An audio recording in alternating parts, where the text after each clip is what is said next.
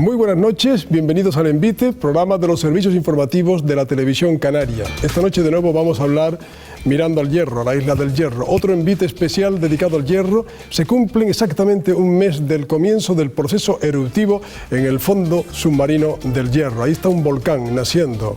No sabemos qué va a pasar.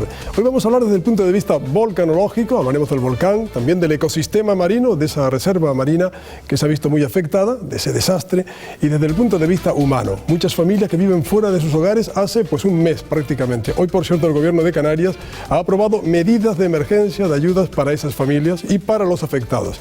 Nos acompaña Nemesio Pérez, que es responsable de Medio Ambiente del ITER y coordinador del INVOLCAN, el Instituto Volcanológico de Canarias. Muy buenas noches, Nemesio Pérez. Muy buenas noches, Carmelo. Gracias por acompañarnos al Envite esta noche. Y nos acompaña también Alberto Brito, que es catedrático de Biología Marina de la Universidad de La Laguna. Buenas noches, Alberto. Buenas noches, que ha estado además en el Ramón Margalef, pues, en fin, disfrutando y investigando. Trabajando, y conociendo, trabajando mucho en el fondo de la isla del Hierro. Así que Emilia González, compañera, muy buenas noches. ¿Qué tal? Buenas noches, Carmelo. Vamos a empezar a mostrarles algunas de las imágenes porque se cumple, como decías, un mes desde que comenzó el proceso eruptivo y casi 4 desde que comenzaron los temblores. Hasta hoy o hasta esta mañana, 11.300, el máximo alcanzado hasta ahora de 4,4 en la escala Richter. Y no se descarta que una nueva erupción se produzca al norte de la isla. Vamos a comenzar con unas imágenes que han dado la vuelta al mundo. Son estas que están viendo, se grababan justo en el momento en el que los gases y las cenizas de la erupción volcánica submarina del Hierro alcanzaban la superficie. Cuando llevábamos días hablando de columnas de cenizas y gases, se produce esto que están viendo. Era la primera vez que lo que muchos contaban se grababa por una cámara de televisión canaria. Le preguntaremos a nuestros expertos si podría repetirse un episodio como este y efectivamente podría producirse un fenómeno similar en el norte de la isla. Y lo que comienza al sur de la isla, en el Mar de las Calmas, va ganando terreno, una mancha enorme durante los primeros días de color turquesa, verde turquesa, que más tarde se convierte en un marrón y que llega a expulsar piroclastos humeantes. La huella del volcán se extiende a lo largo de toda la isla, llega prácticamente a rodearla. El fuerte olor a azufre y la falta de oxígeno en el agua, junto a los 11 grados más que tiene la temperatura del mar, provoca la muerte de miles de peces. El desastre ecológico se hace visible. La naturaleza se encargará de devolver todo a su sitio. La pregunta que se hacen todos es ¿cuánto tiempo hay que esperar? Y el 11 de octubre el semáforo de alerta por riesgo volcánico pasa de amarillo a rojo en la zona de la Restinga. Se evacúa a la población y la Restinga se convierte en esto que están viendo, un pueblo fantasma. Estas imágenes aéreas muestran el estado desolador de la zona tras la primera noche que los vecinos pasan fuera de sus casas. Atrás dejan enseres, recuerdos e incluso animales que cuidan durante media hora diaria hasta que se ordena el realojo definitivo 10 días después. Algunos no se arriesgan y deciden no volver. Le preguntaremos a nuestros expertos en volcanes si cree que sí, el proceso eruptivo provocará un nuevo desalojo. Enseguida vamos a hablar de todo esto, pero antes les paso a presentar a los periodistas que esta noche también nos van a acompañar en este especial Un Mes Crisis Sísmica del Hierro. Están con nosotros José Carlos Marrero, periodista y director de contenido de COPE Tenerife. Buenas noches, José Carlos. Bienvenido. También nos acompaña Juan Carlos Díaz Lorenzo, periodista, historiador, cronista oficial de Fuencaliente. Bienvenido. Muchas gracias, buenas noches. Muy buenas noches. Y también está con nosotros Juanjo Martín, periodista científico de Canarias Radio La Autonómica. Bienvenido, Juanjo. Muchas gracias, buenas noches. Bueno, esperemos que estén muy cómodos esta noche. Vamos a tener la posibilidad de hacerles muchísimas preguntas a estos expertos. Y a ustedes les recuerdo que como cada jueves también nos acompañan 3 estudiantes de periodismo. Ellos van a tener la posibilidad de hacer preguntas a cualquiera de los 2 invitados. Ellos se las van a responder. Y además, probablemente al final del programa tengamos también titulares de todo lo que esta noche se hable en este envite especial El Hierro. Carmelo, cuando quieras, ¿nos lo puedes presentar? Así es, Emilia. Tenemos hoy a 3 estudiantes, como siempre, para formular sus primeras preguntas esta noche. Karen Esteves, buenas noches. Adelante con su pregunta. Buenas noches, Carmelo. Mi pregunta está relacionada con el plan de emergencia de riesgo volcánico. Y quisiera saber si ante la crisis sismovolcánica que afecta al Hierro en la actualidad, se acentúan los errores de dicho plan. Y si esto es así, ¿se ha hecho algo para mejorarlo? Bien, la pregunta de Karen, como saben, van a responder globalmente a las 3 preguntas. Es el turno de Manuel García. Manuel García, buenas noches, adelante. Buenas noches. Mi pregunta es muy simple. ¿Qué opina del tratamiento informativo que se está haciendo de la situación por parte de todos los medios de comunicación? Bien, pregunta además. Hoy están siendo lacónicos, es de agradecer los estudiantes de periodismo. Marta Valverde, su pregunta. Buenas noches. Buenas noches. Mi pregunta es, cuando se detenga la actividad volcánica en la isla del Hierro, ¿cuánto tiempo estiman que tardará en regenerarse la flora y la fauna submarina? Bueno, ya adivino que hay una pregunta directamente para Alberto Brito y hay otras dos preguntas donde pueden responder los dos y específicamente, quizá en la segunda de ellas, Nemesio Pérez. Nemesio Pérez, Alberto Brito, adelante, son tan amables. Con respecto al plan de emergencia, yo siempre he dicho que nuestra sociedad en su conjunto pues tiene una percepción del riesgo volcánico no muy adecuada, o sea, y tenemos que ir mejorando. Pero indudablemente el PREVOLCA ha sido recientemente aprobado y es una máquina que hay que engrasarla. Pero sí, como yo he estado un poco dentro del sistema y sé cómo se está trabajando, sí le puedo asegurar que están haciendo todo lo mejor que pueden y saben todos los profesionales de distintos sectores trabajando para intentar minimizar cualquier efecto para la población. Y eso es con lo que yo me quedo. Bien, Alberto Brito, había una pregunta muy directa sobre cuánto tiempo tardará en regenerarse ese fondo y en general también les preguntaban por el tratamiento informativo, si se ha hecho bien, si no, adelante. Bueno, yo puedo hablarles un poco de la regeneración, aunque no es fácil, porque depende de lo que dure todo este proceso, si sale una erupción por el norte o no, puesto que el norte sería la reserva de la que van a venir los organismos, por así decirlo, para recuperarlos, ¿no? Depende mucho de la velocidad de recuperación de las especies. Hay especies que crecen muy rápido, son muy móviles y llegarán enseguida, y otras que tienen un crecimiento lento, son muy territoriales, tienen escasa movilidad y su recuperación será mucho más lenta. Muy bien, muchas gracias. Quizá para no dejar nada fuera, Nemesio Pérez, ¿el tratamiento informativo ha sido el adecuado? Hombre, si partimos con la misma premisa que respondí con respecto a la primera pregunta, indudablemente hay muchas cosas que hay que mejorar, pero que hay que mejorar todos. O sea, la gestión del riesgo volcánico es una tarea de todos, de los expertos en emergencia, de los científicos, de los educadores, pero también de ustedes, los que se dedican a los medios de comunicación. Todos, es como jugar un partido de fútbol donde cada uno tenemos una posición y hay que sacarlo, hay que pasar la pelota bien para intentar marcar un gol. Muy bien, comenzamos el turno ya, Emilia, de lo que puede ser entrar en contenido, entrar en harina. Decíamos que se cumple un mes de la erupción submarina después de 40 años de la erupción del Teneguía y como has dicho, hay imágenes espectaculares que han dado la vuelta al mundo. Sí, efectivamente, vamos a hacer un pequeño repaso porque estas son las imágenes, las primeras imágenes que se grababan justo en el momento en el que los gases y las cenizas de la erupción volcánica submarina del Hierro alcanzaban la superficie. En esta ocasión ha sido 15 segundos hasta que el mar ha vuelto a calmarse. Llevábamos días hablando de columnas de ceniza y gases y esta es la prueba. Muchos herreños lo habían visto, pero hasta hace 2 días este fenómeno de la naturaleza no se había podido captar. Del fondo del mar emergen repentinamente materiales basálticos y gases que se elevan varios metros sobre la superficie. Según los científicos, este fenómeno puede repetirse, pero no representa riesgo alguno para la población. La mancha, que en un principio es de color verde, cambia a marrón debido a las cenizas expulsadas por el volcán. El verde claro también está presente, pero menos que en días anteriores. El color blanco, que surge en ocasiones, se debe a la liberación de los gases y al vapor de agua. Hace 2 días la medición de la temperatura en la zona indicaba, según el Instituto Vulcanológico de Canarias, que había subido hasta 11 grados. Desde el pasado domingo los registros la sitúan a 35 grados centígrados. Además, la última imagen de satélite muestra una reducción de la extensión de la mancha debido al desplazamiento a mar abierto. La huella del volcán se extiende por el mar de las Calmas alrededor de la isla. Y esto que vamos a ver enseguida sería el proceso ante el nacimiento de una nueva isla.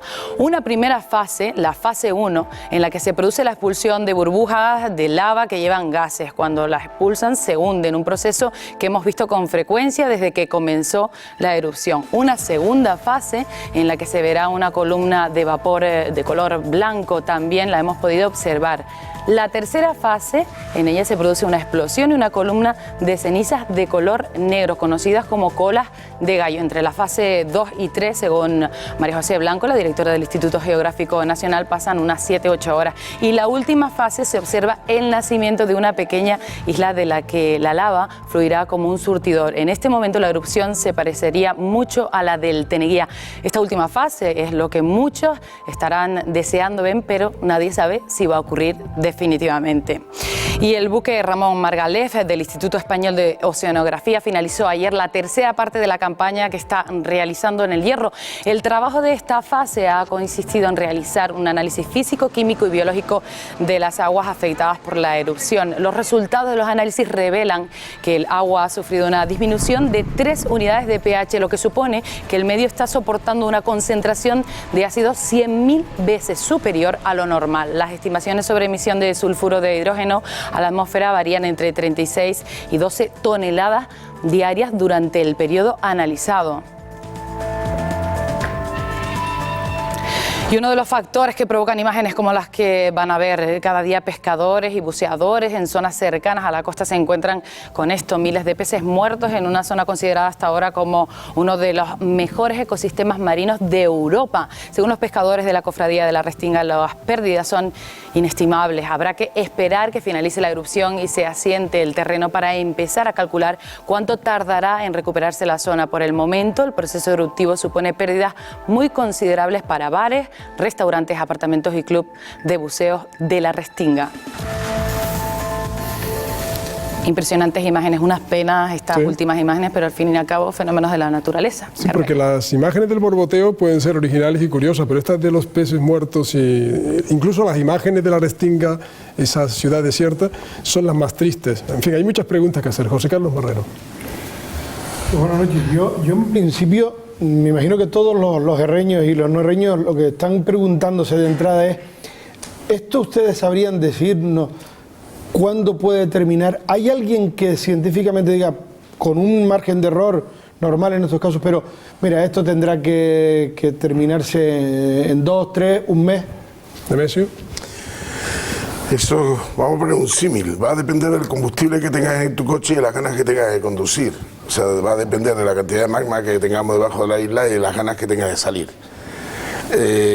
Quisiera hacer una referencia a una información que Carmen Romero, profesora titular de la Universidad de Laguna, me ha hecho recientemente investigando en archivos históricos y encontró una información en un escrito del siglo XVII de una erupción prehispánica en la isla del Hierro que duró 7 años. Largo me lo fiáis. En el caso de Alberto Brito, que no es cuándo va a acabar el proceso eruptivo, es cuánto tiempo puede aguantar el ecosistema. Es difícil, algunos organismos están resistiendo bien y otros no han resistido absolutamente nada. Básicamente los afectados han sido hasta ahora los peces. Los peces mueren en 3 fases. Una primera fase es por la explosión. Los animales mueren por el efecto explosivo y porque se descomprimen al ser organismos de profundidad.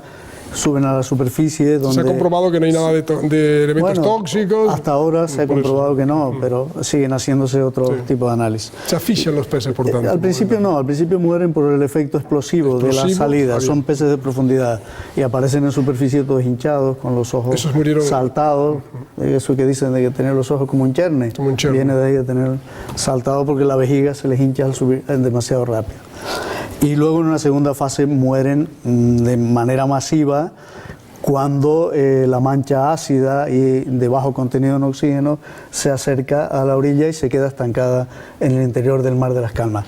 Aquí el proceso parece claramente anoxia, es decir, falta de oxígeno en el agua, que los animales se asfixian, buscan agua. Como el agua tiene poco oxígeno porque las reacciones químicas han sustraído el oxígeno del agua, pues los animales mueren. Y también es posible que todavía lo estamos investigando, pero es posible que la turbidez cree una película sobre la branquia de los peces y de ahí les impide también respirar. En cualquier caso, anoxia.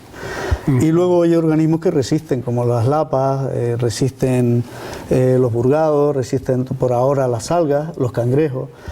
son animales con otro metabolismo, con otras necesidades de oxígeno, etcétera. Y bueno, pues... Y otros que huyen, y además son los sifios y demás que han huido. Los animales que pueden huir, atunes, peces grandes, etcétera, claro. No los encontramos entre el componente que ha muerto, evidentemente. Sí, nuestro invitado Alberto Brito ha tenido además la oportunidad de cruzar en esa mancha, por encima del cráter, en el Ramón Margalef, que Juan Carlos Díaz Lorenzo, que es experto en barco, seguro que tendrá mucha curiosidad por preguntarle algo a él y a Nemesio al respecto. Juan Carlos. Sí, la pregunta es para Alberto Brito, acerca del buque Ramón Margalef, que se está estrenando, esta es su primera campaña, y que tiene un robot interesante, que no está preparado para este tipo de actuaciones, pero que sin embargo está haciendo un buen trabajo. ¿Qué nos puedes comentar al respecto? Sí, es un robot muy moderno, probablemente el robot submarino más moderno que existe en el mercado.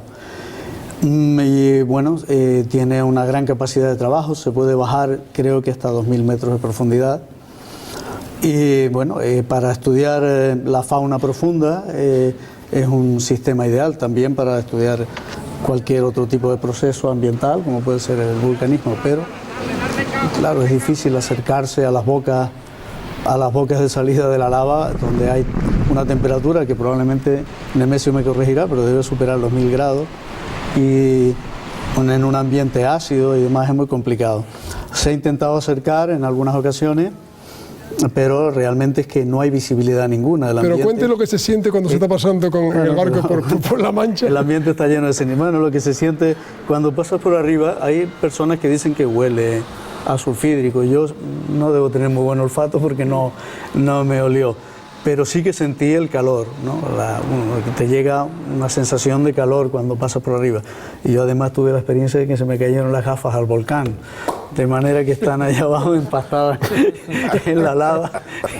Y cuando los geólogos del futuro trabajen, se van a encontrar cristales de cuarzo y cosas extrañas inexplicables en el volcán. Nemesio Pérez, decía Alberto Brito, que a pesar de todo hay una gran turbidez y hay poca visibilidad. Pero ¿llegó tarde el Margalef? ¿Debió llegar antes o no hacía falta que estuviera a primera hora para ver los primeros instantes de la erupción? Hombre, hubiese sido interesante cuando la sismicidad se movió al Mar de las Calmas haber hecho algún trabajo previo antes de que el volcán entrara en erupción. ¿Pues hubiera visto algo? Bueno, a mí lo que me interesaba no era ver algo, era ver si habían anomalías de gases en perfiles verticales que nos podía estar indicando que había una alta probabilidad de una erupción submarina, ¿no? Pero bueno, no pudo ser y tampoco vamos a flagelarnos por ello ahora, ¿no? Juanjo. Nemesio, estamos muy atentos de lo que pasa en el sur, en la Restinga, con ese volcán que ya está en erupción, pero con otro ojo puesto en el norte. La sismicidad comenzó en julio de este año en el norte, precisamente donde está ahora, cruzó la isla, originó esa erupción y ha vuelto hacia atrás, hacia el norte. ¿Esos terremotos que se están produciendo a diario en el norte tienen algo que ver con el volcán o es otro proceso diferente? Y en ese caso, ¿hemos aprendido algo de lo que ha pasado en el sur para predecir lo que puede pasar en el norte? Bueno, yo creo que si uno ve la sismicidad, está muy asociada a una enorme fractura que va desde el oeste de La Palma y que cruza la isla de Hierro, definida por gravimetría, por estudio de gravimetría. Y posiblemente, pues toda esta historia de esta reactivación magmática pues haya tenido que jugar bastante mucho en esta fractura definida por gravimetría. Como tú bien dices, empezó por el norte, cruzó la isla, se fue al Mar de las Calmas y ahora ha vuelto al norte. La razón fundamentalmente es que el magma, las dos zonas más sensibles por donde puede romper, las dos zonas más fáciles en el extremo sur y en el extremo norte. Y entonces ahora lo que está intentando es romper por el extremo norte. Si ocurriera eso, Alberto Brito, que surgiera otro volcán submarino por el norte, a los efectos de lo que es la fauna marina, ¿qué sería el acabose? Eso sería catastrófico, porque la esperanza la tenemos puesta en que la reserva para la repoblación del sur está ahora en el norte, de manera que si surge un fenómeno igual, con esa acidez, esa anoxia y demás, pues tenemos ahí un problema gordísimo. Sí. José Carlos. Tiembla en el norte y revienta por el sur, después vuelve a temblar por el norte. Parece que hay algo que está moviéndose de un lado a otro por debajo de la isla del Hierro. Ha reventado o está reventando un volcán en un punto determinado. Dicen que si puede reventar por la otra zona y en medio. Algún herreño dice, bueno, y si le da por salir por uno de esos conos antiguos o menos antiguos, ¿podría suceder? Es probable. Es probable, si una vez rompa en el norte y rompa en el sur, no es descabellado pensar que pueda romper por alguna otra parte del segmento donde se ha registrado esta actividad sísmica. O sea, y además máxime cuando está asociada con esta fractura muy bien definida. O sea que es probable, pero solo la evolución del proceso, solo lo que nos llevarán a pensar en esa probabilidad o no, pero por ahora no. No podemos decir que como ya, digamos, el magma ha encontrado una salida por el punto donde estaba burbujeando, pues oye, pues ya parece ser a priori que lo más sencillo es, pues ya que encontré salida por aquí sigo saliendo. Sí, pero por ejemplo la sismicidad, el tremor de la señal sísmica está muy relacionada con lo que está pasando en el sur, pero la actividad, los sismos de ruptura y los LPs, que son como tremor cortitos, están más asociados en el norte. Son dos sistemas. Para quien no tiene ni idea, Nemesio, de lo que significa todo eso, que nos están viendo, ¿qué significa? Que puede aparecer otro volcán por el norte tranquilamente. Sí, hay una probabilidad de que haya una erupción en el norte, hay más papeletas que sean en el flanco submarino del volcán, claro. Pero del norte, pero no significa, si hay una evolución de la sismicidad hacia tierra, que pueda ser en tierra. A mí me gustaría que luego seguiremos con las preguntas, que ustedes vayan pensando respuestas a cosas muy puntuales que la gente se plantea. Si puede haber erupción en tierra, si puede ser peligrosa, si la del sur puede acabar siendo peligrosa porque se vaya acercando, en fin, todo eso que nos advirtieron y que estamos casi cerca de ver si es verdad. Juan Carlos. ¿Qué posibilidad hay, Nemesio, de que se produzca en donde está en este momento la erupción de la Restinga un volcán similar a Capeliños, el que ocurrió en finales de 1957 y comienzos de 1958 en Azores? En Azores, sí. Tendríamos que tener menos columna de agua encima del volcán. Estamos hablando, según los datos del Margalef, tenemos una columna de agua de cerca de 185 metros y yo creo que no veríamos... la extrusión de magma tendría que ser muy grande. Ahora, explica qué pasó en el Magaliño, en el Capeliño. Bueno, el Capeliño fue una erupción submarina, ¿no? que formó, se agrandó la isla de Fayal en Azores y bueno, tuvo una parte muy explosiva, indudablemente, porque esa interacción del magma con el agua pues hace que la explosividad aumente. O sea, generalmente son erupciones basálticas de bajo índice de explosividad, pero cuando el magma se encuentra con el agua, pues genera el problema que genera. Todos recuerdan lo que pasó en Islandia hace un año y pico, ¿no? O sea, era un volcán de bajo índice de explosividad, pero en la segunda fase eruptiva la fisura ocurrió debajo del glaciar y bueno, pues ahí tuvimos lo que pasó. Alberto, ¿y ahí qué pasaba con la fauna marina y la flora marina? No sé si era reserva marina, pero ahí tuvo que haber habido... Sí, en realidad nadie estudió lo que pasó en Capeliño, porque no había en Azores centros de investigación en esa época. Yo he tenido la fortuna de estar ahí trabajando y, como decía Nemesio, es claro, la erupción surge muy cerca de la costa de la isla. Mucho más que este, ¿no? Claro, a poca profundidad, por eso fue explosiva. Y bueno, cubrió con las cenizas y toda la lava un pequeño pueblo que había ahí. Todavía queda una torre de un faro donde se sube uno para ver todo el paisaje. Claro, la suerte es que ha creado un paisaje extraordinario y hoy en día pues todo el que va de turismo a la isla de Fayal pues quiere ir a ver Capeliño, ¿no? Además, la fauna ha ocupado una parte importante, hay unas poblaciones de aves muy bonitas en esa zona. Sí, cuando todo ha pasado, sí, es muy bonito. Y ha quedado un paisaje extraordinario, que eso sería la posible compensación que puede ocurrir. En la rentabilidad que decía el presidente del Cabildo del Hierro. Juanjo. Nemesio, no muchos volcanes en el mundo han tenido 11.000 terremotos registrados científicamente, ¿no? Es muy raro y además con tanto instrumental de última generación. Gracias a esa instrumentación y a esta erupción, ¿qué sabemos ahora de los volcanes de Canarias que antes desconocíamos? Es una buena pregunta, pero te voy a responder con dos partes. Hemos registrado un montón, pero ¿hemos podido asimilar todo lo que estamos registrando? Pues la verdad es que no. O sea, vamos un poco tratando la información que estamos registrando para asesorar a la protección civil, para asesorar a la dirección del PEVOLCA. Pero ya me gustaría tener el tiempo en estos 4 meses que no hemos tenido ni vacaciones de poder sacarle más jugo científico, ¿no? Pero sí te puedo decir, desde el punto de vista de la geoquímica de gases, que en mi campo, que los datos son extraordinarios. En el tema de gases no se había hecho nunca una investigación in situ y en vivo como esta. teniendo en cuenta el sistema volcánico que es, no, pero tenemos muchísima información, e incluso una información realmente que, bueno, en la reciente reunión que tuvimos para conmemorar el 40 aniversario del Tenerife, se la mostramos a colegas y realmente se quedaron bastante sorprendidos. O sea, la información es muy buena. Lo que nos llamó la atención ha sido lo que se produjo en el día antes de ayer, cuando un investigador del Instituto Geográfico Nacional está ahí el hombre tomando mediciones y no tiene ningún tipo de sospecha de que está inhalando algo que le va a producir un problema de salud. Tuvo que ser atendido precisamente por los gases. Bueno, a veces se cometen imprudencias, ¿no? Pero ¿Ahí qué pasó?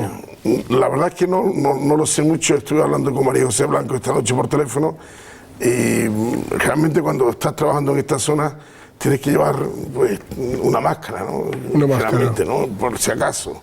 O sea, aunque tú creas que no va a ocurrir nada. ¿Por qué no avisa? ¿Hay algún aparatito que puede ir mirando si le está... Aquello que decían que cuando entras en una gruta debes llevar... Llevaban un pájaro a veces, ¿no? Pero algo tiene que haber para avisar, ¿no? Ser preventivo. Ser preventivo.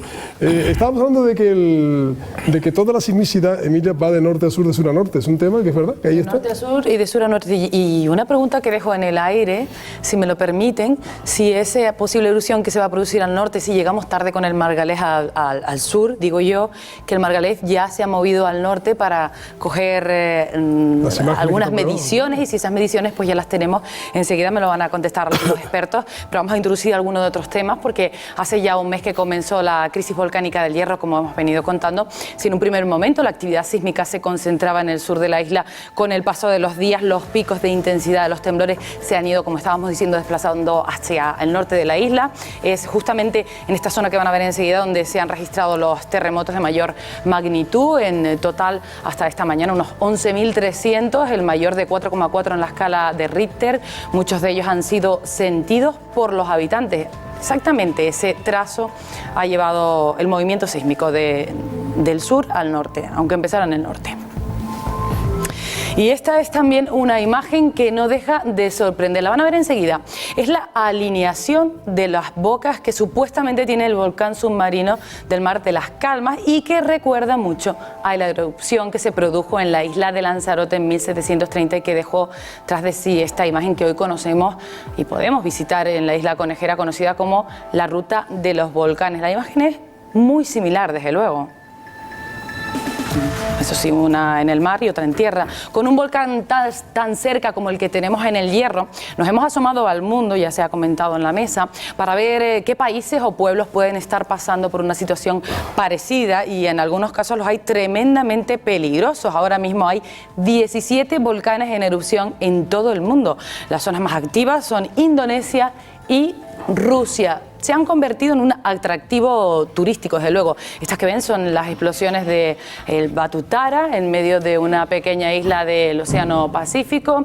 Este que van a ver es el Kilauea, que lleva décadas lanzando lava sin parar. La península de Kamchatka, en Siberia, tiene 5 volcanes en erupción y un territorio solitario sin apenas población. Lo mismo ocurre en el cerro de Hudson en Chile, en medio de la nieve. Imágenes espectaculares. 500 millones de personas viven en zonas de actividad volcánica en todo el mundo.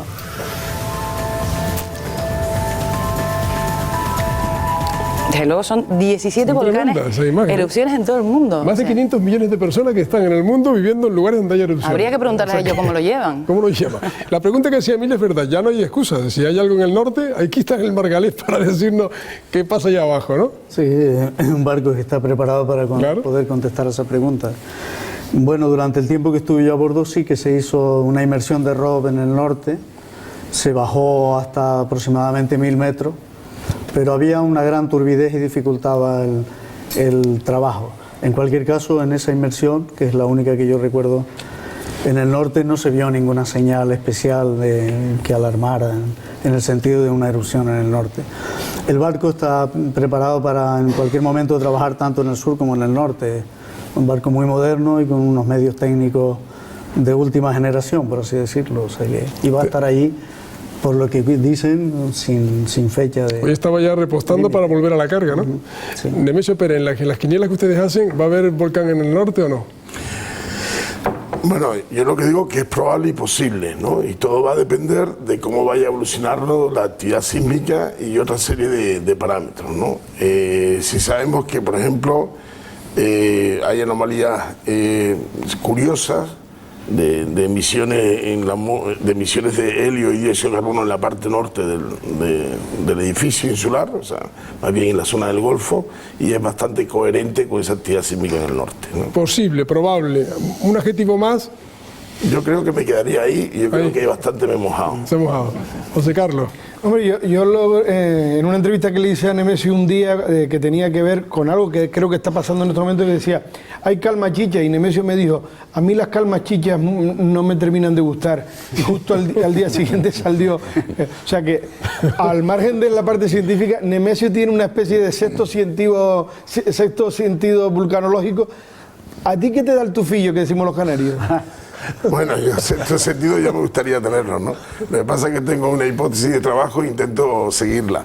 Pero efectivamente a mí las calmas chichas en volcanes que están en fase eruptiva no me gustan, ¿no?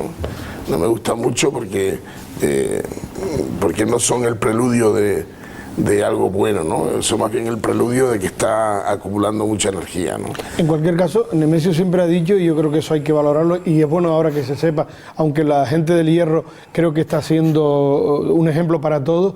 Nemesio dice que con los volcanes hay que convivir y saber vivir sin mayor historia. Hombre, yo siempre he dicho que nosotros los canarios deberíamos desterrar la palabra alarma, o no asociar la palabra alarma a volcán, ¿no? Y sí asociarla la palabra volcán a alerta y oportunidades, ¿no? Es como la relación de uno con su pareja, ¿no? O sea, más vale que esté preparado para gestionar las dos caras de la moneda, ¿no? Porque gestionar solo una cara, pues nunca te va a dar buen resultado, ¿no? Juan Carlos. Pregunta para Nemesio, ¿qué interés está suscitando a nivel internacional en la comunidad científica la erupción que estamos viviendo en el Hierro? Pues mira, no he tenido mucho tiempo de evaluar. Sí, tenemos mucho apoyo por parte de colegas de Japón, el cual, bueno, debido un poco a las relaciones nuestras de haber trabajado en Japón durante varios años, varios miembros de mi grupo, sí hemos estado en contacto con un experto vulcanólogo japonés, experto en volcanismo submarino. Por ejemplo, antes cuando Emilia estaba hablando del color marrón, ¿no? De la decoloración marrón, eso se debe fundamentalmente a geles de hidróxido de sílice de aluminio y hierro que se originan como una reacción de neutralización de los gases ácidos con el agua marina, que es alcalina. Y cuanto más marrón, más rojizo, mayor actividad. Cuanto más blanquecino, más azulado, más verdoso, la tranquilidad, la actividad es menor. O sea, cuanto más marrón, más descarga volcánica. Lo que sí quería también insistir es, ¿han llegado científicos extranjeros al Hierro durante este periodo? Nosotros tenemos contacto con varios, tanto de Japón como de Italia. No han estado aquí, los que han venido a raíz del workshop que celebramos en La Palma, que los 2 últimos días lo celebramos en el Hierro, y han estado pues evaluando un poco la situación del Hierro. Juanjo. Alberto, prácticamente el mar de las Calmas es un mar muerto, ¿no? Debajo de esa mancha verde, poca vida hay, si no me equivoco, y hay que esperar a que esa erupción finalice para pensar en recuperar esa reserva. Sí.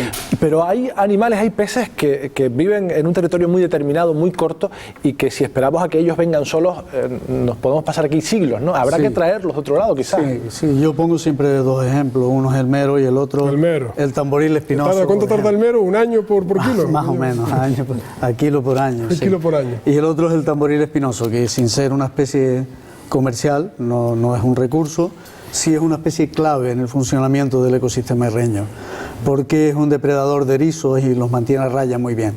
Allí había una población grande y por lo que nosotros sabemos han muerto en masa, de manera que ahí hay que hacer acciones de recuperación. Hay muchas cosas que se pueden hacer, evidentemente, hay que ir planteándolas para el momento en que seamos capaces de evaluar, plantear un planteamiento de recuperación a corto, medio y largo plazo. Y entre estas acciones está el intentar traer o bien del norte o bien de otro lugar del archipiélago tamboriles, por ejemplo, de sitios donde sean compatibles genéticamente.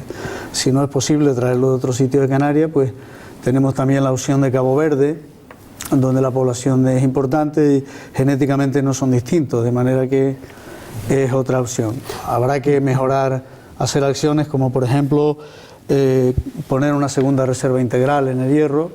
La Mancha ha servido para darnos cuenta de que es necesaria en la costa este una segunda reserva.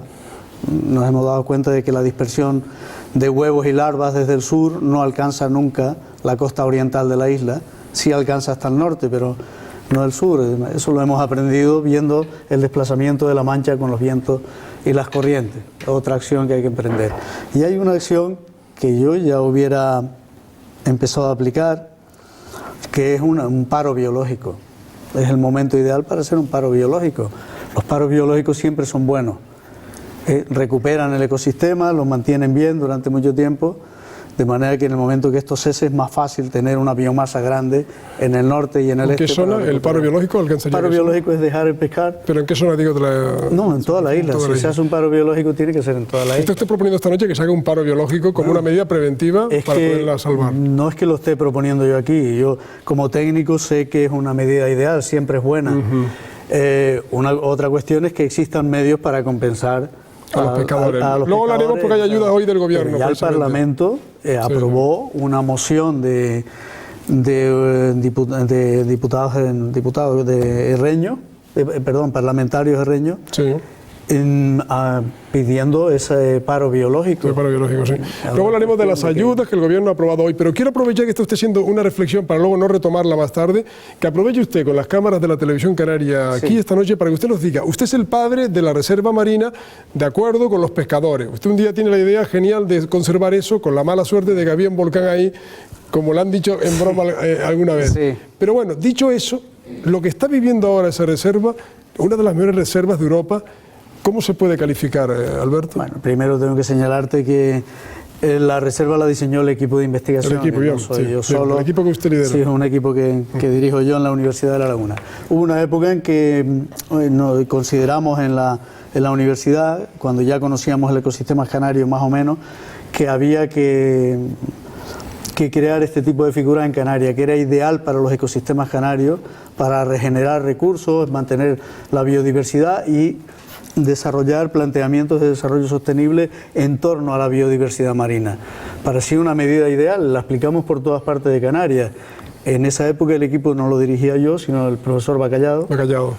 Y bueno, yo era como su mano derecha en esa época.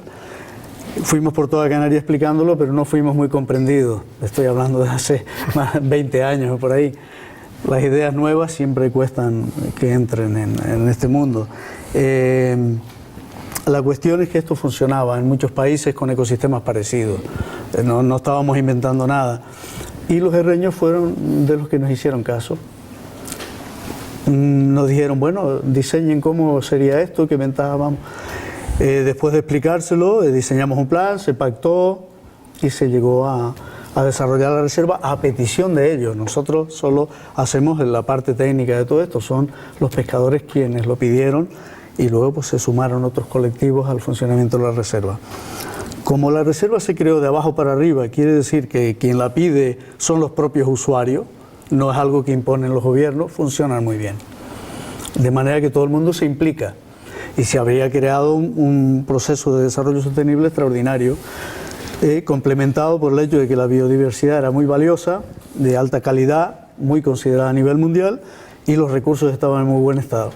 De manera que todo el mundo vivía en torno a la reserva y a la pesca en esa zona del Mar de las Calmas. Y ahora pues todo el sistema se nos viene abajo y habrá que replantear un futuro mejorando esta situación en el momento que todo se lo que pueda. hemos dicho.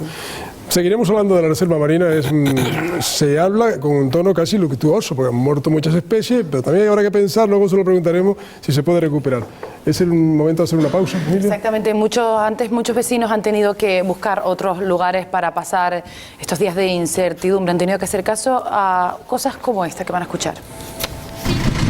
Buenas tardes. El Ayuntamiento del Pinar recomienda como medida de prevención que los los vecinos de la Restinga se dirijan hacia el campo de fútbol. Auténticos dramas familiares. El caso de la familia con la que vamos a hablar a esta hora de la noche y en directo. Eso lo haremos enseguida, después de publicidad.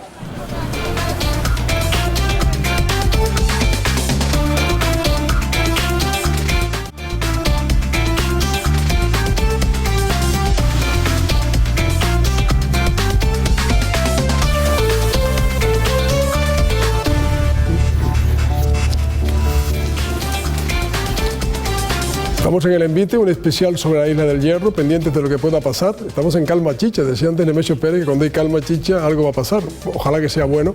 Estamos hablando del Hierro en vivo, Emilia González, pensando en las familias que están fuera de sus casas. Exactamente, hemos hecho un repaso por toda esta crisis sísmica, pero no podemos olvidarnos del drama humano. Cientos de personas desalojadas, o mejor dicho, realojadas en otros puntos de la isla, algunos conviviendo con familiares, vecinos, otros en la residencia Valverde. Isaías Santana está con una de esas familias que han tenido que dejar atrás todo lo que tenían. Isaías Santana, buenas noches, cuéntanos, ¿cómo lo están viviendo ellos? Buenas noches, Emilia. Pues como bien decías, estamos en la casa, por decirlo de alguna forma, de algunos de estos realojados. Son casi 500 personas, son muchísimas familias, son muchas historias personales que han vivido. Y decíamos casa, por decirlo de alguna forma, porque ellos están ahora realmente pasando las noches en un cuarto de apero. Ya son 18 días, 18 noches los que han pasado aquí en este lugar. Te voy a comentar, por ejemplo, dónde duermen. Antes dormían en el suelo, pero tras la segunda evacuación han traído estas camas. Hemos visto un niño durmiendo, ellos son uno de los grandes afectados por esta tragedia que están viviendo los ciudadanos del pueblo costero de la Restinga, niños que también han tenido que cambiar sus hábitos de vida, han tenido que cambiar incluso de centro escolar. Me gustaría también, Emilia, que pudieran conocer lo que ellos hacen durante el día y durante la noche para poder un poco pasar el tiempo y que esto no parezca tan crudo como realmente es. Ellos intentan buscar una vida normal, que esto no les sea tan doloroso. Por ejemplo, Aravincén y Reyes ahora mismo están jugando las cartas, algo que normalmente hacen para un poco olvidar la tragedia del volcán. Sí, la verdad que sí, un poco para intentar no pensar en la incertidumbre que nos tiene eso y no pensar en lo que pueda pasar ni nada, sino intentar vivir día a día como mejor lo pueda llevar uno y pues distraernos todo lo que podamos de eso que está, de lo que nos tiene aquí prácticamente. O sea que... Aravincén, muchas gracias. Aravincén es un chico joven que trabaja en un restaurante, es uno de esos afectados que también ha perdido su empleo y además que curiosamente en esta familia que hemos conocido, que están aquí en esta zona de Las Lapas, en el Pinar, podemos encontrar de todo. Él, que es un empleado, también a Lorena, que ya tiene un restaurante Casa Juan, que por cierto se comen muy buenas las lapas ahí. Sí, la verdad que sí. Lorena, ¿lo has pasado mal? ¿Cuánto tiempo llevas aquí y qué ha pasado con tu restaurante? Ya llevo como 18 días aquí, el restaurante cerrado. Hasta el día de hoy, a pesar de que sigue el pueblo abierto de 8 a 6 de la tarde, lo mantengo cerrado porque no hay gente. Estamos esperando a ver la incertidumbre en qué acabará esto. Y a ver... ¿Y cómo es el día a día aquí en un cuarto de aperos donde ustedes viven? Vemos que están ahora haciendo la cena, aquí comen, ¿no? Sí, aquí hacemos la comida, tenemos una cocina pequeñita para, como quien dice, un café nada más, y aquí hacemos el almuerzo y la cena. Y tengo un niño chiquitito, el más problema así es el ducharte, no hay agua caliente, estamos acostumbrados a un clima más caliente en la Restinga y es lo más complicado. De resto pues nos acostamos ahí como podemos en el suelo, en colchones y en unas literas que trajimos desde la Restinga y esperar a ver en qué para esto. Curiosamente, de repente, de una vida cómoda que tenían en un pueblo costero, además que hace solito, que se está bastante bien, a estar aquí con este frío y en estas condiciones incómodas. Sí, la verdad que sí, uno no está acostumbrado, friera, los labios reventados entre calor, frío, y claro, ya te digo, uno se acostumbra rápido, el niño es el problema, el frío, la tos, el pecho cargado, ¿sabes? Es todo, pero bueno, no nos queda de otra y a esperar. Sobre la naturaleza no hay quien mande ni quien diga. Lorena, justo aquí queremos enseñarles donde ellos normalmente lavan la loza o incluso se duchan, porque por supuesto no tienen otra forma de hacerlo. Me gustaría también hablar con Roberto, que es otro de los sectores perjudicados, ¿no? De la Restinga. Él es pescador, ha sido pescador de toda la vida, y a usted, antes mismo estábamos viendo un poco el programa en una tele pequeñita que tienen y se veía esos peces muertos y a usted se le cae el alma cuando ve eso. Muy claro que se me cae el alma porque toda mi vida he estado relacionado con la pesca y es mi mundo, no conozco otro. Y luego estábamos contentos a nivel de todos los pescadores por la reserva que hemos nombrado, porque lo vimos un sitio acertado y muy bueno. Y sin embargo, mira, la naturaleza los ha hecho un daño enorme ya por 2 veces seguidas. Y bueno, pues ahora esperar y paciencia. Y además, muchas gracias, Roberto. Ellos ahora sí que están contentos por esas ayudas que hoy el presidente del gobierno ha anunciado. Es un halo de esperanza. Y también, para terminar, me gustaría hablar de algo que ellos han sacado en positivo, para que veas que de todo lo malo siempre se saca algo bueno. Ellos dicen que cuando están en la Restinga, a lo mejor esa unión familiar no era tanto, y ahora esos vínculos familiares se han acercado, se han fortalecido gracias a que están más tiempo juntos. Muchísimas gracias, Isaías Santana. Desde luego, sí hay algo que destacar en este caso es el saber estar que ha tenido toda la población del Hierro ante esta crisis sísmica. Esperemos que esas ayudas que hoy ha aprobado el gobierno, Carmelo, no tarden en llegar para coger un poco de respiro, ¿verdad? Sí, el presidente del gobierno ha dicho hoy, el presidente del gobierno canario, Paulino Rivero, que a partir de mañana mismo y en el plazo medio de 10 días calculan que podrán estar resueltas las peticiones del paquete de medidas, 5 medidas en ese paquete, en el que hay 2 específicas para la Restinga, para pescadores y empresarios, por todo ese daño que ha afectado a restaurantes, a bares, y también para el conjunto de la isla, para mucha gente como estos desplazados que han sido evacuados, que viven en otros lugares, que han tenido que dejar sus casas. Estos que han tenido que dejar sus casas recibirán 350 euros por el concepto del alquiler. Los pescadores de la Restinga recibirán en torno a 1.200, 1.900 euros, más 1.200 euros por tripulante. Las empresas de la Restinga, que han sufrido también problemas, recibirán en torno a 1.000 euros, más 500 euros por trabajador de cada comercio, de cada centro de trabajo. Y hay un plan de choque, también aprobado hoy en el Consejo de Gobierno, para toda la isla, para todos los afectados, que incluye bonificaciones, 50% del IGIC, de la IEN, de los impuestos habituales, más 350 euros, como he dicho, por familia que ha tenido que abandonar su hogar. En fin, son las medidas que el presidente del Gobierno, Paulino Rivero, también relataba personalmente en conferencia de prensa en el día de hoy. Los potenciales beneficiarios, en el plazo máximo de 10 días, una vez presentada la solicitud, en el plazo máximo de 10 días haremos efectivo la compensación económica, apoyo en esta primera medida a los pescadores del Hierro. Los 1.200 euros a los que hacía referencia por tripulante también se hacen extensivos, ese pago de 1.200 euros, al personal de apoyo que tiene la cofradía.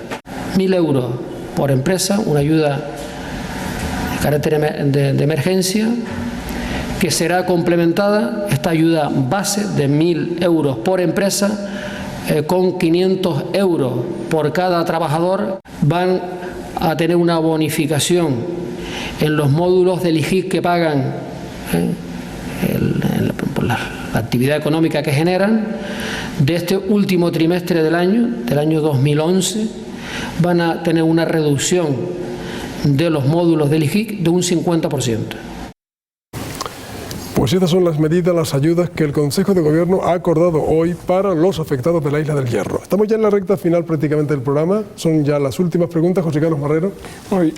Bienvenidas sean esas ayudas, aunque yo cuando me dicen 10 días, ojalá que se cumpla todo, porque hace como 12 días, Rubalcaba dijo que la chumbera se resolvían 12 días, han pasado 12 días y ya se olvidó todo el mundo. Dicho eso, una curiosidad, Nemesio, que se dijo, bueno, ¿y esto cuándo va a terminar? Y al principio dijiste, es que no sabemos cuánto magma hay debajo. Y el otro día, cuando una petrolera descubre un nuevo pozo en Argentina, va y dice, en este pozo aquí debajo hay una bolsa de 927 millones de barriles de petróleo. O sea, ¿saben, como dice el otro, al celímetro, cuántos barriles de petróleo hay ahí? Y nosotros no podríamos saber cuánto magma hay ahí debajo, si hay una bolsa, si hay varias, o es también cuestión de perritas. La verdad que José Carlos siempre es muy agudo, ¿no? Pero indudablemente sabemos cuánto volumen de magma hay, se puede estimar por la deformación previa a la erupción submarina, ¿no? Estamos hablando del orden de 0,04, del orden de 50 millones, 40 millones de metros cúbicos. Pero sí es verdad que indudablemente cuando se trata de buscar un recurso que va a generar beneficio y negocio, como es el tema del petróleo, pues ahí se ponen mucho más medios que para atender los riesgos naturales, ¿no? Perrita. Entonces, ¿Le faltan medios a Nemesio? Bueno, a Nemesio no. Nemesio está casado con una mujer a la cual quiere mucho, le digo, sí, es maravilloso. No, me refiero yo al Involcán. No, le falta medios. Si nuestra sociedad es una sociedad que tiene una percepción del riesgo volcánico no adecuada, indudablemente, administradores, no estamos haciendo todo lo que debiéramos hacer. Y yo espero que esta crisis del hierro, igual que la crisis semivolcánica de Tenerife, pero en este caso con un evento eruptivo claro, en el caso del hierro, pues nos ayude a concienciar a todos que esto tiene que ser un punto de inflexión para mejorar el trabajo que se hace en la gestión del riesgo volcánico. Juan Carlos. Una pregunta, Nemesio. ¿Hay mayor afán de protagonismo, mayor protagonismo entre la comunidad científica, por un lado los miembros del Instituto Geográfico Nacional, por otro lado los del Consejo Superior y los del Involcán? ¿Se nota mayor presencia, mayor influencia mediática por parte de la gente del IGN frente a los demás? Y ayer Canarias 7 hablaba en una de sus crónicas de que existe una fisura entre la comunidad científica. ¿Eso es verdad? Vamos a ver. ¿El suspiro qué significa?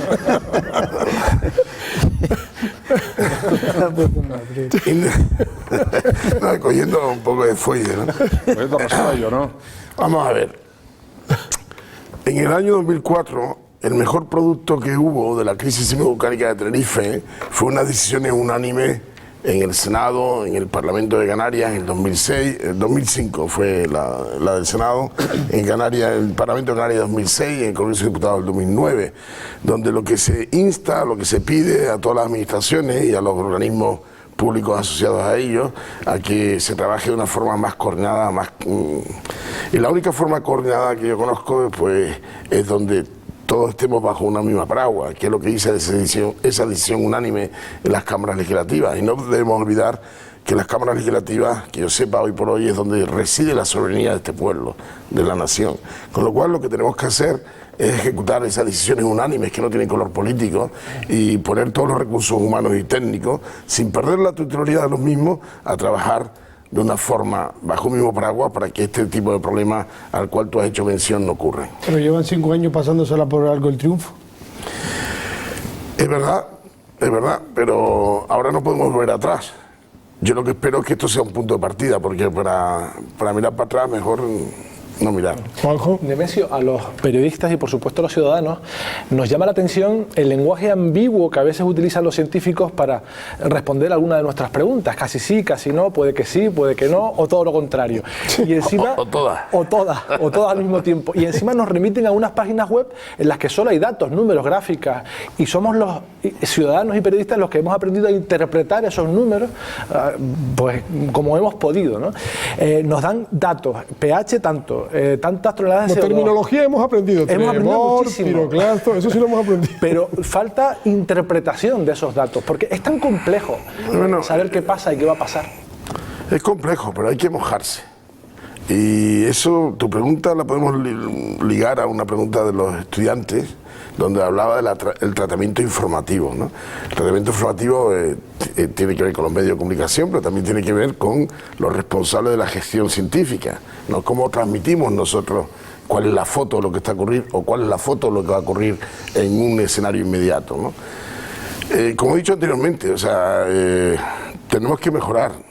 Y porque indudablemente hay muchos puntos débiles, ¿no? Hay puntos fuertes, pero hay puntos débiles, ¿no? Indudablemente, si queremos mejorar, pues hay que hacer que esos puntos débiles dejen de ser débiles para que se transformen en puntos fuertes. Y el tratamiento informativo y la explicación a los ciudadanos es un aspecto que hay que mejorar mucho más. Antes le preguntaban, Alberto, a Nemesio por si hay una fisura o no entre científicos y volcanólogos.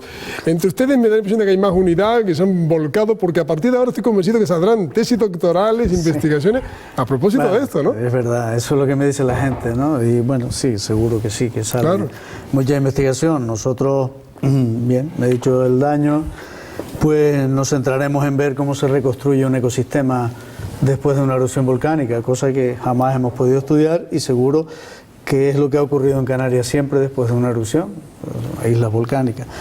La verdad es que entre los biólogos no existe esa fisura, lo estamos viendo más bien como una oportunidad para crear una gran sinergia de investigación, es decir, afrontarlo como un grupo grande de trabajo. creo que es el planteamiento correcto en estos casos. Sí, claro, se abre un mundo para la investigación, para la comunidad científica en los dos campos, en la geología, en la investigación biológica. Ya las últimas preguntas, quedan los titulares de los estudiantes, que enseguida nos van a decir qué destacan de este programa de esta noche. José Carlos, ¿alguna otra pregunta? Pregunta, no resuelve. Pregunta. Yo me imagino que, como decía Alberto, esto tiene que tener también una oportunidad. Hay que animar a los herreños, pensando en la flora y la fauna.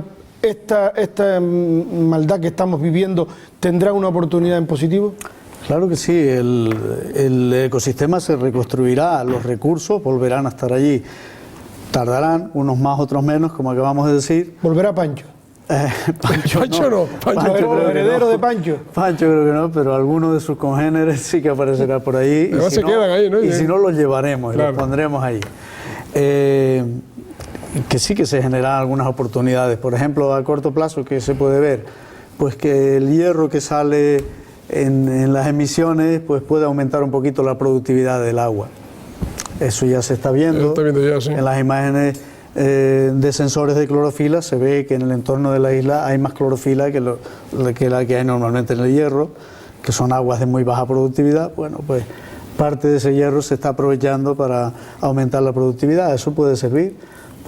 El plancton aumentará un poco, todos los peces que se han alejado, los de aire, se acercarán y tendrán más comida, etcétera. Por ahí hay algo de... Brevemente, Juan Carlos. Nemesio, ¿qué valoración haces tú que estás allí permanentemente en el hierro? ¿Qué valoración haces del comportamiento, de la resignación, del sufrimiento que tiene el pueblo herreño con esta situación?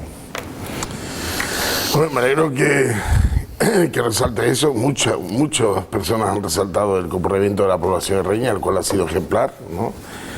Y yo, cuando estaba en las jornadas informativas, intentando explicar qué es lo que tenían que hacer, siempre les decía si estaban dispuestos a aceptar alertas fallidas, ¿no? Y había como un silencio después de esa pregunta, ¿no?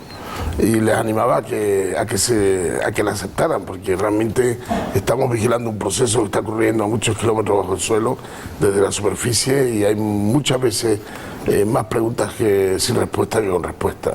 Pero el comportamiento de la población herreña es simplemente ejemplar. Nemesio, los investigadores del ITER, ahora Involcán, llevan muchos años viajando por todo el mundo investigando otros volcanes con una actividad superior incluso a este, ¿no?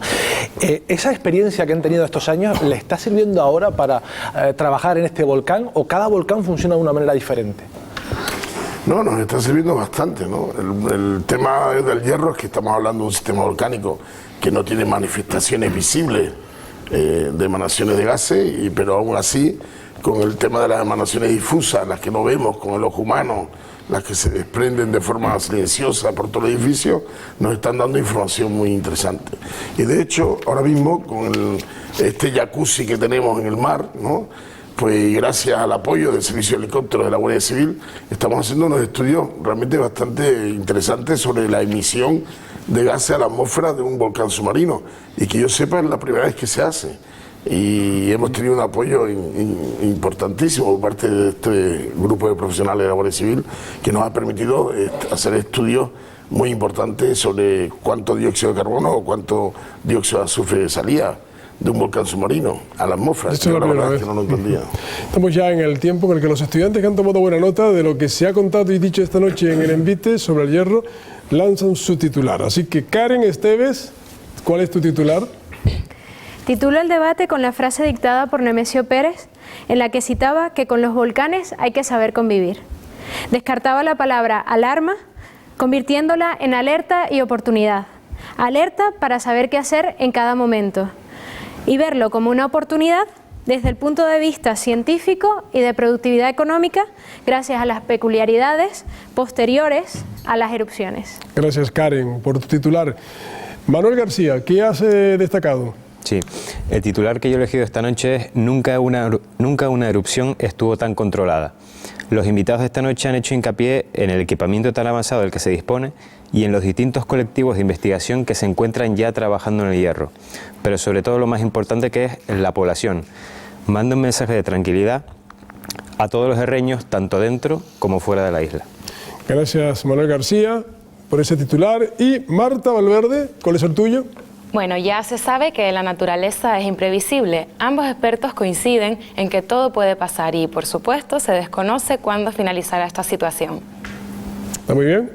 Marta, muchas gracias también a los tres. Muchas gracias. A propósito, ¿qué les ha parecido los titulares de los estudiantes? Alberto, Nemesio. Muy bien. Muy bueno. Bien, ¿no? Muy bueno, felicitarle. Si no surge, Nemesio, esa isla que Alpidio Arba, el presidente del Cabildo, está pidiendo, ¿se puede hacer una ruta turística con un mini submarino, al menos? ¿Para sacarle algo de rentabilidad al volcán? Bueno, para Nemesio y para Alberto, porque ahí hay maravillas que ver por debajo, ¿no? Yo creo que la imaginación siempre hay que ponerla a trabajar, ¿no? Claro, si no sale... Lo ideal sería que llegara a una profundidad en la que se pueda bucear. Sí, sí. Eso También sería lo ideal. bucear, Y también que se creara un buen beril de pejeperros y cabrillas. También. Eso es lo ideal para pescadores. Siempre se le podrá sacar alguna... Una esperanza que está ahí. Alguna rentabilidad a eso. Bueno, 30 segundos va a tener cada uno de ustedes para hacer una reflexión. José Carlos Marrero. Para echarse un envite al hierro. Yo me quedaría con tres cosas. Uno, primero que nada, felicitar a la buena gente del Hierro por el ejemplo y el talante y el ejemplo que nos están dando a todos los canarios y animarlos y mostrar la solidaridad. En segundo lugar, agradecer a gente como ustedes, a expertos, a técnicos como Nemesio y como Alberto Brito, que han salido de sus institutos y de sus facultades para explicarnos y además a nivel de calle lo que está pasando y bien a los medios de comunicación. Y por último, yo estoy convencido de que si aquí hubiera un centro nacional del marisco estaría en Galicia, del flamenco estaría en Andalucía y de la ensaimada estaría en Baleares. A mí me gustaría que de aquí saliera que el Centro Nacional de Vulcanología fuera el Involca aquí en Canarias. Gracias, José Carlos. El tiempo también para Juan Carlos Díaz Lorenzo, 30 segundos, Juan Carlos. Yo suscribo las palabras de mi estimado amigo José Carlos Marrero y quiero hacer un llamado a la comunidad científica por el protagonismo y el peso específico que tiene en toda esta situación para que los criterios sean unánimes y para que den muestras de unidad. Porque ese es un mensaje muy importante para la población herreña que está sufriendo lo indecible y especialmente los que viven en la Restinga y en el Pinar y en Frontera. Es muy importante que exista esa unidad en el concepto y en el mensaje a transmitir por parte de los científicos porque sin duda otorgarán más calma dentro de la incertidumbre. Gracias, Juan Carlos. Juanjo Martín, 30 segundos también. Evidentemente hay mucha gente que lo está pasando mal en el Hierro, pero me quiero quedar con la parte positiva, que también la hay. Esta erupción volcánica nos ha despertado de ese sueño en el que estaban algunos que pensaban que en Canarias no habían volcanes o que eran tranquilos y que, en fin, podíamos convivir perfectamente con ellos sin erupciones. Y no es así, tenemos que estar muy atentos a lo que está pasando bajo nuestros pies. Son oportunidades científicas también. Se abre un abanico espectacular para muchos científicos que irán al Hierro a investigar cómo la biología coloniza esos territorios. Cuando los geólogos se vayan de la isla, vendrán los biólogos. Y eso también puede ser una oportunidad económica importante e interesante para la isla. Es turismo también. Sí, gracias, Juanjo. A los tres. Tienen 30 segundos Nemesio Pérez, que es el coordinador de Involcán, que es el Instituto Volcanológico de Canarias, y Alberto Brito, catedrático de Biología Marina de la Universidad de La Laguna. 30 segundos para también hacer una reflexión, Nemesio. Bueno, mi reflexión es que debemos, toda la sociedad canaria, debemos recoger toda la enseñanza de este proceso que estamos viviendo en el Hierro. O sea, indudablemente la sociedad reña lo está padeciendo en primera línea, pero hay mucha enseñanza de todo este proceso que me consta que mucha gente que está lidiando con la gestión del riesgo volcánico ahora mismo el Hierro lo están asimilando, pero que espero que todo este sufrimiento y que todo este aprendizaje no quede en vano y subamos una escalera, o sea, un peldaño en esa escalera que es la mejora de la gestión del riesgo volcánico en Canarias. Gracias, Nemesio Pérez. Alberto Brito, 30 segundos. Bueno, pues señalar que evidentemente el impacto ha sido muy importante en los recursos y en el ecosistema. Y ahora lo que toca es ayudar a las personas para que puedan seguir realizando su vida con normalidad o con cierta normalidad al menos, y mandarles pues todo el apoyo y los ánimos y señalarles que sin duda el ecosistema se recuperará y los recursos también, y dentro de un tiempo se podrá seguir viviendo de la pesca, del buceo, de la restauración y del una volcán. Vida similar a la que sí, y del volcán. Una vida como la que llevaban hasta ahora, con toda seguridad. Muchas gracias, Alberto Brito. 40 años sin erupción, estamos viviendo una y esto es noticia. Hemos dedicado ya 2 envites. Les agradecemos mucho a nuestros invitados, Nemesio Pérez y Alberto Brito. Muchas gracias. Hasta siempre. A los estudiantes de periodismo también, que han intervenido como siempre en el programa, a los compañeros periodistas que han participado. Emilia, compañeros, hasta el próximo jueves. Buenas noches. Un abrazo muy fuerte. Y a ustedes sigan informados en la Televisión Canaria. Muy buenas noches.